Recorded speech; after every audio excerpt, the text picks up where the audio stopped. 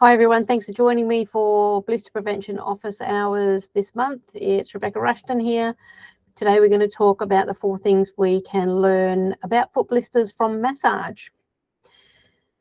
We're going to look at this a few technical things, but I'm going to make this really not overly technical because I'm not really that good at physics myself, and I get lost in all of that talk.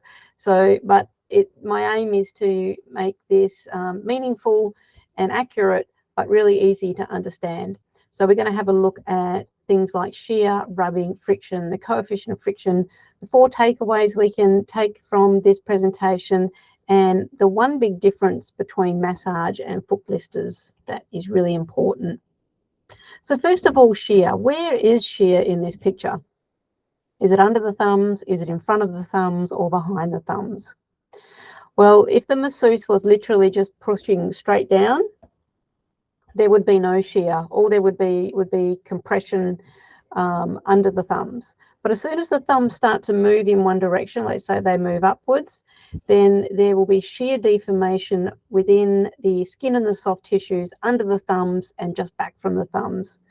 Now, the point I'm trying to make here is that this is the most obvious part of what's going on here, this puckering of skin at the top. That's not the important part. That's not where shear is. It's under and a little bit behind the thumbs. Next, rubbing, a very benign term that on the surface of it doesn't need any explanation, but in fact it does, because every single rub action can be divided into 2 separate parts. The first part where there's no relative motion, and the second part where there is relative motion. When we think about rubbing, I dare say most of us just think about the second part, the part where there is relative motion, and we forget about the first part. But you're going to see in a moment that is probably the first part that's the most important when we're talking about the magnitude of shear deformation. What would be really helpful is, instead of there just being the one word that describes both of these in combination, which is rubbing, if we had a term that described the first part and the second part, that was easy to use in conversation, it was in most people's vocabulary, it would really help us describe and explain blisters and shear a lot more easy to our patients. So we're going to have a look at this with the example of massage, both with no oil and then with oil. So with no oil, as the masseuse presses down and starts to move their thumbs forward, the thumbs get stuck on the skin. It's hard to move them relative to the skin. And the motion of the thumbs is confined to the give and the soft tissues. So there's no relative motion between the skin of the thumbs and the skin of the person's back, but there is some sort of movement. It's determined by the give in the soft tissues, and that's exactly what shear is. So shear magnitudes are quite large in this situation, particularly if we are pressing hard. And to get relative motion between the thumbs and the patient's back, we have to either reduce pressure or we have to make it more slippery. That means reducing the coefficient of friction. If we compare that to when there is oil added to the equation, obviously the thumbs slide very easily. We've reduced the coefficient of friction. We've made it more slippery between that skin-skin interface of the thumbs and the back. Even if you press really hard, you'll get a lot of compression, but you won't get a lot of shear. So, yeah, in this case, reducing the coefficient of friction, making it more slippery, reduces shear. Just let that sink in for a moment. So rubbing is the answer here to less shear. Let's quickly look at friction. Friction is defined by, firstly, friction is basically the force that resists the movement of the thumbs over the back here, over this person's back. So the thumbs, there's a movement force from the thumbs moving forward. Friction is working to oppose that motion. So it is working in the opposite direction. And it's defined by the coefficient of friction times the normal force. So the lower the coefficient of friction, the more slippery it is, the lower the friction force, and similarly, the lower the pressure or the normal force, the less hard you press, the lower the friction force. What we're looking at here is this part of the blister prevention mechanisms chart. Friction force, that's the force that resists the movement of the thumbs over the person's back, is determined by how slippery or grippy it is and how hard or how lightly you press. Here's our first takeaway. Every single rub action can be divided into two separate parts. The part where there's no relative motion and the part where there is relative motion. We often ignore the first part, and I'm going to show you in a moment why it's probably the part where there is no relative motion determines the magnitude of shear deformation.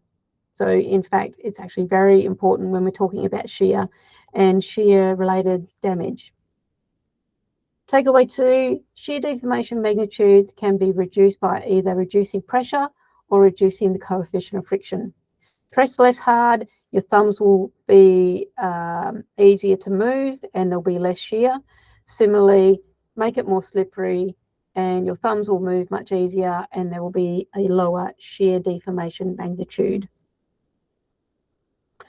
Rubbing is often the solution to reducing the magnitude of shear deformation rather than the problem. Another one just to sit on for a moment. Rubbing is often the solution, and yet so many of us and basically all of our patients think that rubbing is the enemy. Rubbing is what causes blisters. What else can we learn? Let's have a quick look at coefficient of friction. There are two measurements of coefficient of friction. There's the static and the dynamic. Dynamic is often referred to as kinetic or sliding coefficient of friction as well. So here's a graph. You can see the first part of the red line going up at an angle. This is the period where there is static friction. Okay, so there's no relative, this is the first part of the rub.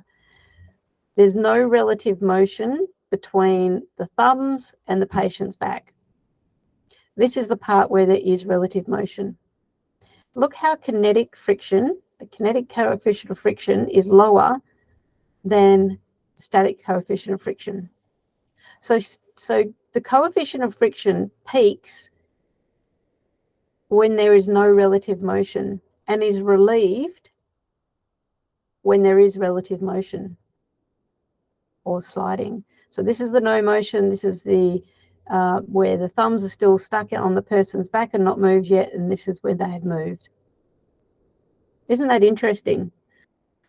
So we think about rubbing as this part, but if we're thinking about shear related skin trauma, we should be thinking about static friction, because peak coefficient of friction is determined within the static coefficient of friction range.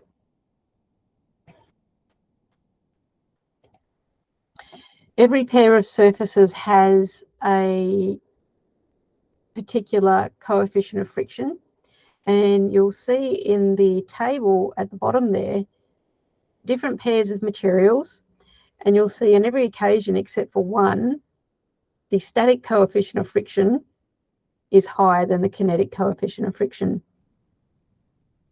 So these aren't really related to anything medical. So we're looking at steel on steel, glass on glass, metal on metal, ice on ice, Teflon on Teflon. That has the same coefficient of friction in the static and the kinetic stage. But all the rest, tire on a concrete, tire on a wet road, tire on snow, the static coefficient of friction is lower than the kinetic.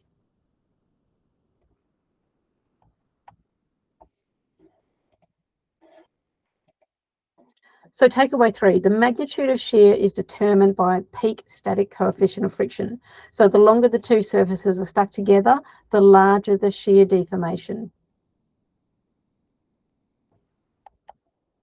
Rubbing shouldn't necessarily be seen as the problem. The fourth takeaway, dynamic or sliding coefficient of friction is lower than the static coefficient of friction. So encouraging relative motion, or that rubbing, is how many blister preventions work. It's how lubricants work, obviously. We can make a direct comparison here. It's how powders work. It's how Engo patches work. Not at the skin interface, at the sock shoe interface. It's how all moisture management strategies work. Moisture management strategies are aiming for a drier environment, and we know when things are drier, they have a lower coefficient of friction. So you might not have really made the connection, but moisture management strategies are actually trying to encourage movement somewhere earlier. That's how they're trying to work. So rubbing is often the solution, not the problem. But it's hard to get this across to our patients. But just to recap, what we've looked at here is we've looked at friction force. We've looked at the force that resists the movement of the thumbs of the masseuse over the patient's back. And it's determined by how slippery it is and how hard they press. If you reduce one of these, particularly if you reduce coefficient of friction, you'll be reducing friction force and reducing the magnitude of the shear deformation in the skin and soft tissue. Now, here's our bonus point. It's quite important. In fact, it's very, very important. In massage, the skin is being moved over the stationary bones. But in blisters, the bones are moving over the stationary skin. So when we look at the blister situation, everything external to the skin, so the skin, the sock, the shoe, and the ground, all of these things are in stationary contact. So they are the things that are staying still, but the bones are moving back and forth within the skin, within the foot. That's the thing that creates the shear. In opposition to massage, where the patient and the bones of the patient are stationary, but there's an external force that is trying to move the skin relative to those stationary bones. Can you see the difference there? So this is probably why it's so easy to talk about blisters in terms of rubbing. So we can't really draw a direct comparison, because in this situation, the things that are external to the patient's skin, which are the masseuse's thumbs, they are the things that are moving. Whereas in blisters, it's the patient's bones themselves that are moving. That's an important difference to recognize. If we look at this picture, the skin surface is in exactly the same position here in all three pictures. It's the bone that's moving. So as soon as the bone starts to move one way, the force of friction is opposing that movement. And then the other way, and of course, the friction force doesn't move anything, it's just opposing the movement force. Right, so that's enough talk about massage. Let's actually get back to foot blisters. And while we look at these pictures, let's just read these takeaways again. So every single rub action can be divided into two separate parts: the part where there is no relative motion and the part where there is relative motion. We often ignore the first part. We often blame everything on rubbing. And look, there may be relative motion, but it's actually the part where there is no relative motion that determines how large the shear deformations are in the skin. Shear deformation magnitude can be reduced by reducing the pressure and reducing coefficient of friction. So in either situation, we're encouraging relative motion. So rubbing is often the solution rather than the problem. That's what we're trying to do when we reduce pressure. We're actually trying to allow some movement at an interface sooner, and that relieves the shear deformation magnitudes so that they are actually lower. The magnitude of shear is determined by the peak static coefficient of friction. So the longer the two surfaces are stuck together, the larger the shear deformation. Rubbing shouldn't necessarily be seen as the problem. And dynamic coefficient of friction is lower than static coefficient of friction. So encouraging relative motion is a legitimate blister prevention strategy, just like those strategies I named before. So rubbing is often the solution. When we are attempting to get relative movement sooner, so we're encouraging rubbing, if this black line was comparable to the first graphs that we saw earlier, when we're trying to encourage rubbing, we got the same movement force, but because it's slipperier, we get relative motion sooner. So shear, or sorry, the coefficient of friction has peaked at a lower point, which means that the shear deformation magnitude has peaked at a lower point. So this is essentially what we're trying to do with, let's say, lubricants. We're trying to encourage earlier relative motion. So instead of it happening here, it's happening here, and therefore shear has peaked at a lower point. So I hope that is helpful. Yeah, it's a bit more involved than you might think. And is it any wonder that our patients aren't really grasping, you know, what causes blisters in a more thorough sense, because it's really hard to describe. So I always go back to when I'm talking to a patient in front of me, I tend to get, if they're in the patient chair, on the top of their foot, I'll go, most people think this is what causes blisters, but it's actually this. So I first of all, I start with rubbing, but it's actually this. This is shear deformation. There's actually no movement between the skin of my fingertip and the skin of the back of my hand. And yet we can see there's all that give in the soft tissue. That's the stretching and distortion of the soft tissues. And that if that happens for long enough and to a large enough magnitude, there'll be a mechanical fatigue within the skin. And that's basically a little tear under the skin surface. And that's the initiation of the blister injury. So yeah, that's how I describe things. So let's get into question time. We just had the one question this week. Marianne asks, I recently had 3 blisters on the plantar pad. I didn't de-roof the blisters, but they ended up getting larger and more painful each day that I had to release the fluid and deflect and dress. Is it a better idea to open blisters on the plantar surface of the toes? I often do lance blisters. This is in race situations where I'm there and people can come and see me for redressings and stuff like that. But it's not always advisable.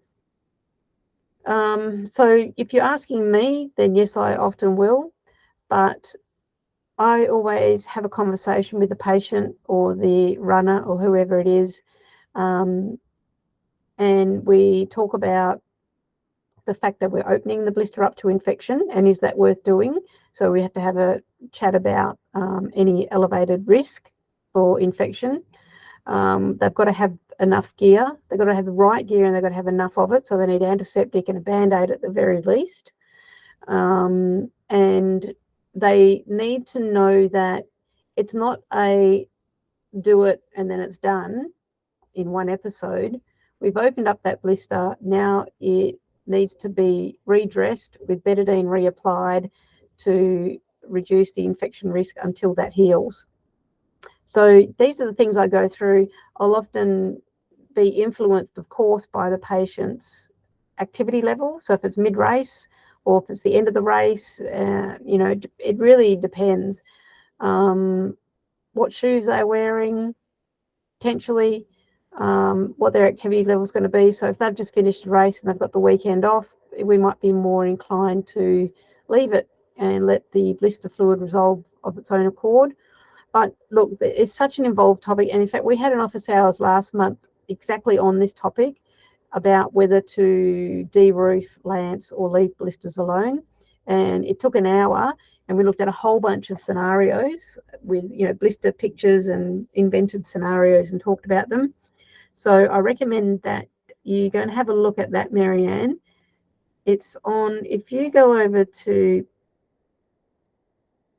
pro.blister-prevention.com/office-hours, and come over to learn, and then office hours. All of our previous episodes are here. So this is the one that you want to watch. And we went through the whole shebang. So yeah, I hope that one helps, Marianne. But good question. And basically, yes, if it's me, I generally do, but it's not appropriate in all situations. So guys, that's it for this month. If you have any questions, let me know. If you want to watch the replay, it's always going to be on the office hours page on our pro site. I'll be back next month, the first Wednesday of the month, and we'll talk blisters again. Thanks for joining. Bye for now.